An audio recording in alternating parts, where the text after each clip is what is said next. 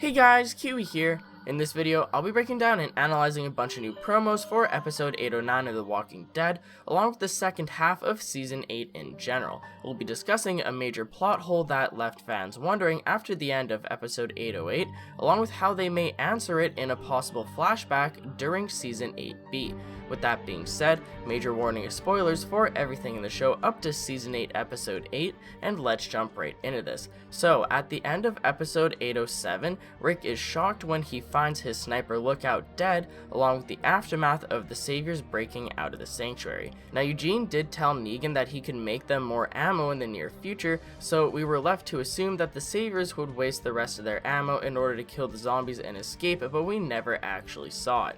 And so when Negan arrived at Alexandria in episode 808, it was meant to serve as kind of a shocking moment to catch us off guard a bit, just like the people at Alexandria.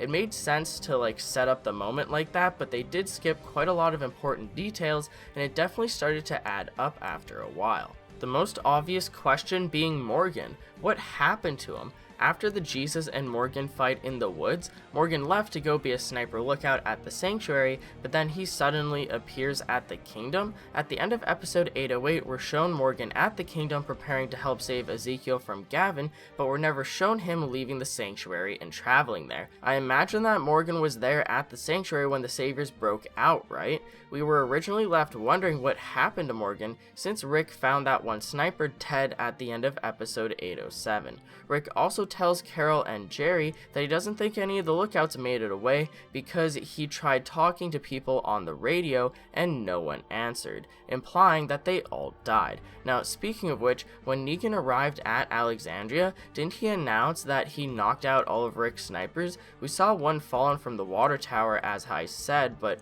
was he shot or what exactly happened to him?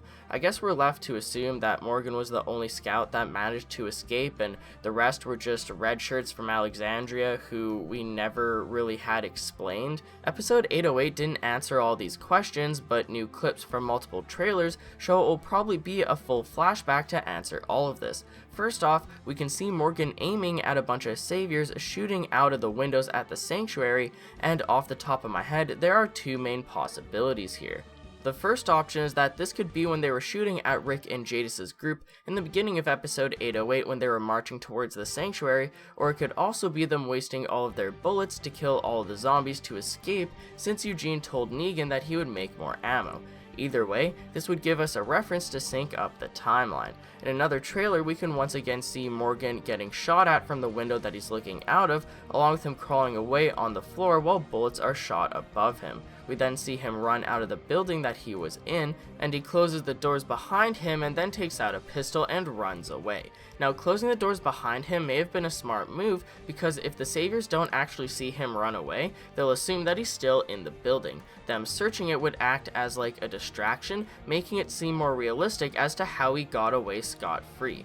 Next up, I wanted to discuss another clip that briefly shows Morgan creeping in the woods as a few vehicles drive down the road in the opposite direction from him. Are we to assume that these vehicles are the saviors leaving the sanctuary to go and attack everyone in episode 808? If so, I believe that Morgan just spotted Gavin heading towards the kingdom, and so maybe that's why he ends up there at the end of episode 808. It would probably take him all day to get to the kingdom since he most likely traveled on foot, but at least it'll sync everything up better and answer a few of our questions. We also never saw the saviors actually escape the sanctuary and that they just showed up to attack each main group in episode 808. This flashback should hopefully shed some more light on all of this, and I assume that it will be shown in episode 809, as it will probably be shown right before Carol and Morgan go and save Ezekiel. So what do you guys think about them answering these plot holes in the forms of flashbacks? I'm glad that they're actually showing it right, better this than nothing, but I would have preferred them to just show things in order. There's so many flashbacks and whatnot in season 8, or even just the show in general. I could understand why people would be confused or even annoyed by it. I understand why they wanted to keep all of this a surprise throughout episode 808, so we could feel the shock of getting ambushed by Simon, Gavin, and Negan, just like all of our main characters did on the road with Maggie, at the Kingdom, and at Alexandria. So although it makes sense, I wish that they would have just all made it one solid story where everything happens mostly at the same time.